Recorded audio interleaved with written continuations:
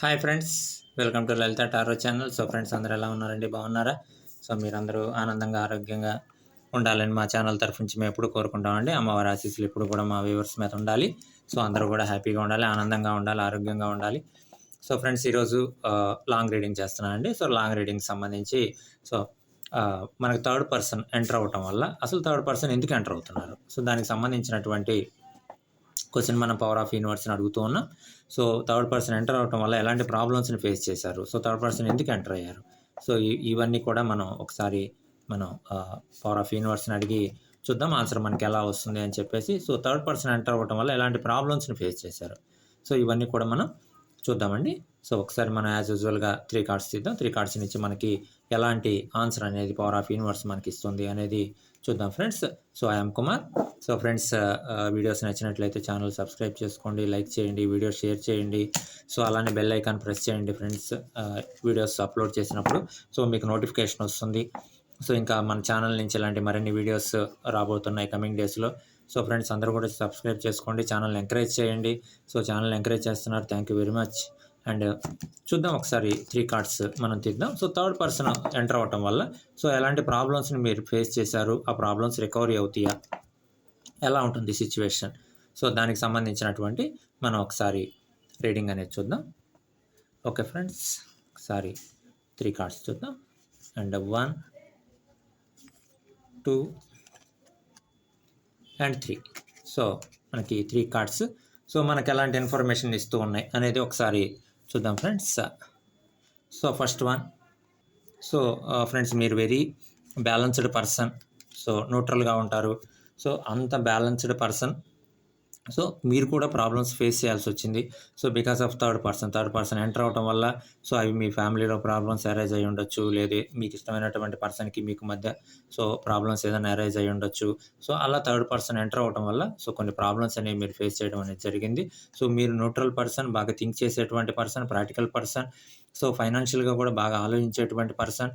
So మీకు thinking ఉంది, planning ఉంది, ఇవన్నీ ఉన్నాయి. బట్ కొన్ని ప్రాబ్లమ్స్ని మీరు ఫేస్ చేయడం అనేది జరిగింది థర్డ్ పర్సన్ ఎంటర్ అవ్వటం వల్ల. అది ఆ థర్డ్ పర్సన్ ఎలా ఎంటర్ అయ్యారు అంటే బికాస్ ఆఫ్ కొన్ని రీజన్స్ మనకి పవర్ ఆఫ్ యూనివర్స్ అనేది చెప్తూ ఉంది. సో థర్డ్ పర్సన్ 2 ఫ్యామిలీస్ మధ్య ఉండేటువంటి పర్సన్ కావచ్చు, లేదా బయట ఉండేటువంటి పర్సన్ కావచ్చు. సో థర్డ్ పర్సన్ ఎంటర్ అవ్వడం వల్ల చిన్న చిన్న డిస్టర్బెన్సెస్ అరైజ్ అయినాయి అని చెప్పేసి మనకి సో పవర్ ఆఫ్ యూనివర్స్ నుంచి మనకి మెసేజ్ అనేది సో వస్తూ ఉంది. అండ్ నెక్స్ట్, సో మీరు వెల్త్ పరంగా కూడా బాగా ఆలోచించేటువంటి పర్సన్, బాగా ప్లాన్స్ చేసేటువంటి పర్సన్. సో మీకు మీ పర్సన్కి మధ్య ఉండేటువంటి, లేదు మీకు మీ ఫ్యామిలీ మెంబర్స్కి మధ్య ఉండేటువంటి ఈ చిన్న చిన్న డిస్టర్బెన్సెస్ అన్నీ కూడా సో థర్డ్ పర్సన్ ఎంటర్ అవ్వడం వల్ల కొన్ని డిస్టర్బెన్సెస్ అరైజ్ అవ్వడం అనేది జరిగినాయి.